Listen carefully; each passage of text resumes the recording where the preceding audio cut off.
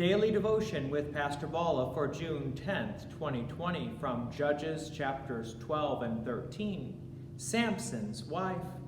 I'm standing next to the stained glass picture here at Peace Lutheran Church in Plainfield, Illinois, depicting one of Jesus's miracles, where at a wedding, he changes water into wine. Keep that in mind because that's going to be the basis of what's happening in these chapters. Samson is going to be getting married. But usually when we think about the wife of Samson, our first thoughts go to Delilah. But Delilah never married Samson. And actually, we really don't know the name of Samson's wife. But he goes through the ceremony nonetheless. But let's start with chapter 14, verse 1. Samson went down to Timnah, and at Timnah he saw one of the daughters of the Philistines. Then he came up and told his father and mother, I saw one of the daughters of the Philistines at Timnah. Now get her for me as my wife. But his father and mother said to him, Is there not a woman among the daughters of your relatives or among our people that you must go and take a wife from the uncircumcised Philistines? But Samson said to his father, Get her for me, for she is right in my eyes.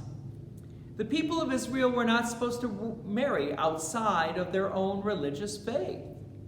That's what the parents were trying to explain to Samson, but Samson just was not listening to his parents. Verse 4, his father and mother did not know that it was from the Lord. He was seeking an opportunity against the Philistines. At that time, the Philistines ruled over Israel. Then Samson went down with his father and mother to Timnah, and they came to the vineyards of Timnah. And behold, a young lion came toward him roaring.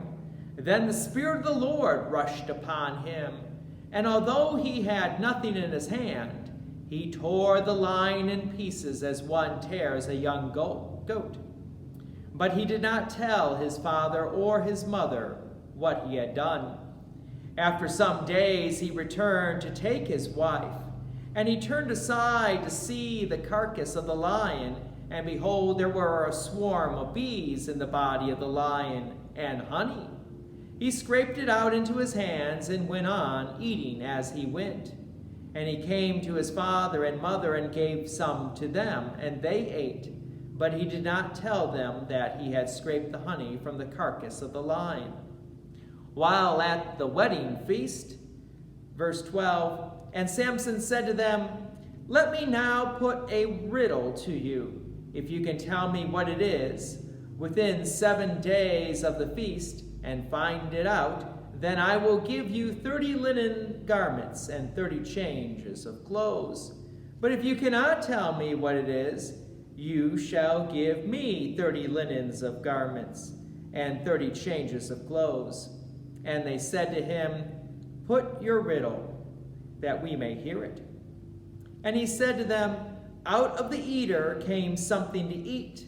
Out of the strong came something sweet.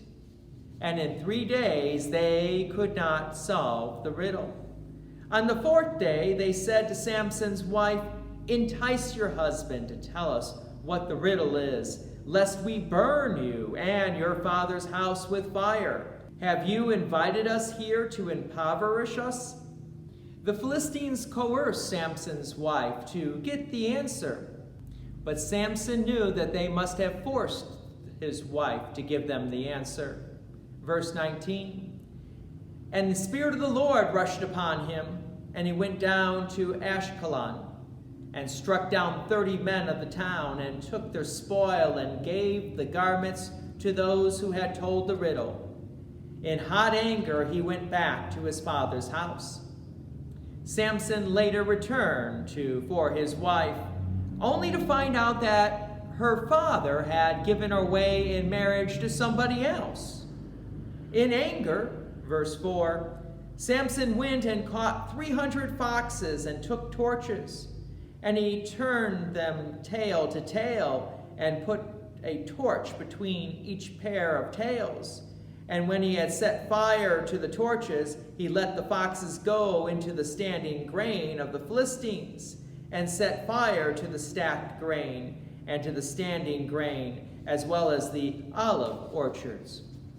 When the Philistines asked who was it, and found out that it was Samson, they went to Samson's wife's house and burned her and her father.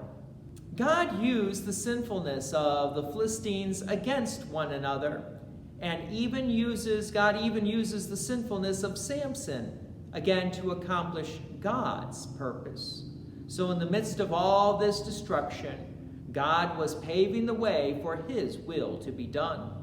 Join me again tomorrow as we hear more about Samson and a donkey's jawbone. God's peace and many blessings be with you. Thank you for watching. And please take an opportunity to share this video with others. If you have enjoyed these daily devotions, please consider making a donation to Peace Lutheran Church, 24024 West Main Street, Plainfield, Illinois, 60544. Thank you again for watching.